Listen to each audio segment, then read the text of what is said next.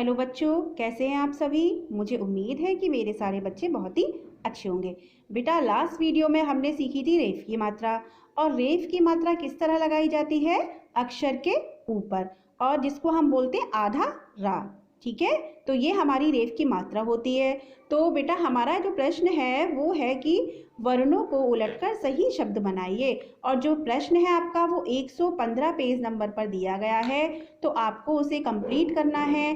तो चलिए स्टार्ट करते हैं। सबसे पहले हम देखेंगे कि ये जो हमारे शब्द हैं ये क्या हैं? उल्टे हैं। इनको हमें सही करके उनके सामने लिखना है। तो हमेशा की तरह पहला अक्षर हम बाद में लिखेंगे और बाद वाला अक्षर हम पहले लिखेंगे। जैसे ये लिखा हुआ है क, तो क मैम ने पहले लिखा है। फिर है म के ऊपर रेफ की मात्रा, तो ये हमारा शब्द बन गया कर्म। ठीक है, ऐसे ही अगला है हमारा फ क। ठीक है, क के ऊपर रेफ की मात्रा। अब ये हमारा शब्द बन गया फर्क। फर्क, ओके, फर्क। देखिए, फ के बाद र की साउंड आ रही है और का से पहले र की साउंड आ रही है। ऐसे ही बच्चों हम लेंगे श, सबसे पहले लिखेंगे हम श, उसके बाद त के ऊपर रेफ की मात्रा। तो ये हमारा शब्द बन गया शर्त। ये है शर्त। श के बाद र की साउंड आ रही है और ता से पहले र की साउंड आ रही है। तो बच्चों ये बन गया शर्त।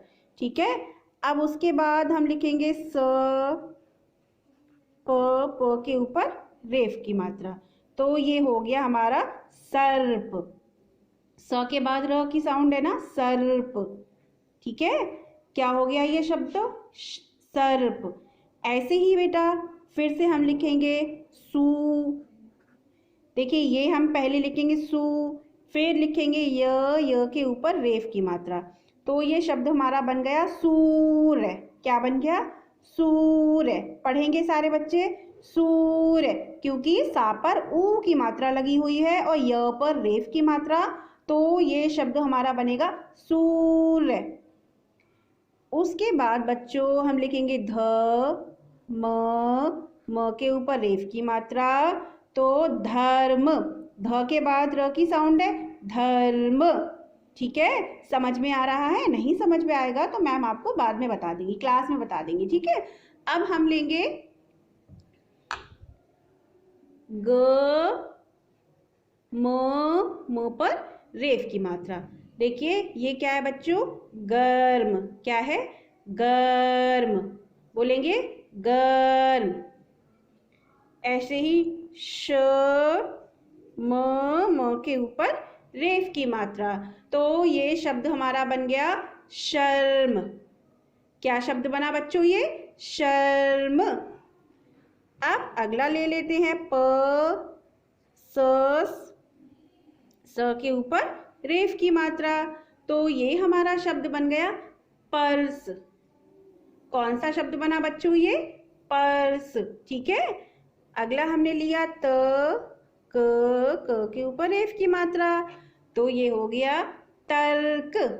देखिए, तर्क, ता के बाद रा की साउंड आ रही है, का से पहले रा की साउंड आ रही है। तो ये शब्द बन गया हमारा तर्क।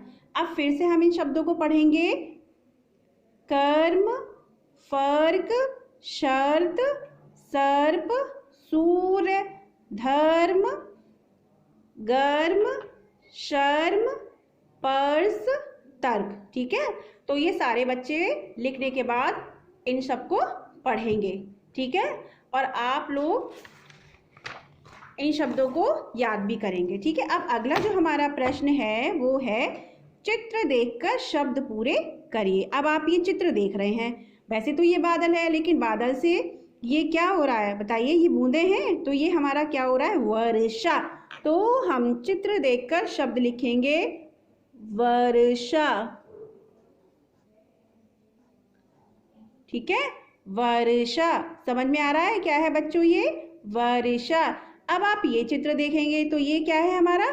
पर्वत। बोलेंगे, कॉपी में लिखेंगे पर्वत। ठीक है, वर्षा, पर्वत।